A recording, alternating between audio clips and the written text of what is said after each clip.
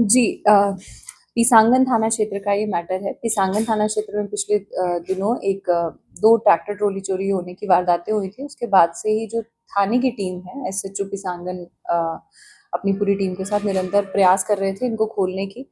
तो इसी प्रयास में सफलता प्राप्त हुई है पूरी टीम को, और 6 लोगों को गिरफ्तार किया गया है। इसमें एक ट्रैक्टर ट्रॉली जो है वो ऑलरेडी रिकवर किया जा चुका है, 2 और रिकवर किए जाने हैं जिनके ऊपर टीम जो है वो काम कर रही है। और इसमें इन लोगों ने जो 3 घटनाएं कबूली हैं, उनमें 2 घटनाएं हमारे बिसागन थाना क्षेत्र की है, एक ब्यावर जिले की है। इसमें से जो एक व्यक्ति है उसके खिलाफ काफी मुकदमे हैं, जिसकी हिस्ट्री शीट जो है वो अपन खोल रहे हैं।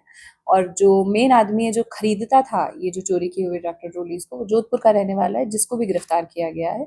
और इस प्रकार से पुलिस को एक अच्छी सफलता इसमें प्राप्त हुई है। मैम, इंस्टीट्यूट किसकी खोल रहे हैं और उसका नाम क्या है, और दूसरा खरीदार का नाम क्या है? ये जो हिस्ट्री शीट जिसकी खोली जा रही है वो जगदीश पुत्र कालूराम है। ये अपने भटूसरी गांव जो है पिसांगन का, उसी का रहने वाला है। और जो जोधपुर का रहने वाला ये व्यक्ति है रामपाल सिंह बिश्नोई, ये यहाँ पर जो ये ले जाके चोरी करके इसको देते थे, वो इनको खरीदता था। तो उसको भी गिरफ्तार किया गया। Tractor trolley.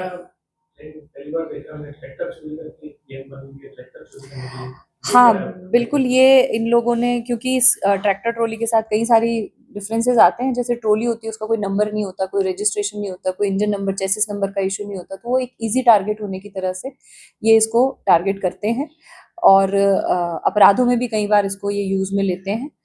तो इसीलिए ये जो गैंग है, इसको ऑर्गेनाइज्ड व्हीकल थेफ्ट जो है वो एक ऑर्गेनाइज्ड क्राइम के अंदर भी आता है। और जो नया कानून है उसके अंदर जो ऑर्गेनाइज्ड क्राइम वाली धाराएं हैं वो भी लगाकर इनके खिलाफ सख्त से सख्त कार्रवाई अमल में लाई जा रही है।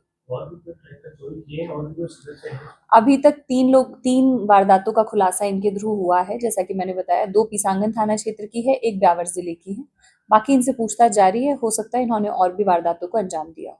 एक ही शख्स को बेचते थे अभी तक की जो 3 की बात आई है, जो 3 वारदातें इन्होंने कबूली है, उसमें सेम व्यक्ति को इन्होंने बेचा है, जिसको हमने गिरफ्तार किया। वो सारा अनुसंधान का काफी कुछ विषय है, उसको डिटेल में और क्लियर किया जाएगा कि एमओ के अंदर और किन किन चीजों को किस तरीके से ये डील करते थे।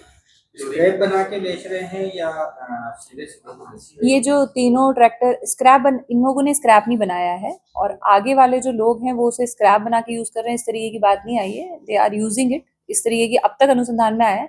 बाकी हम अभी डिटेल में और जाएंगे। ये लोग चोरी के ही मुलजिमान हैं या और भी इनके ऊपर कोई?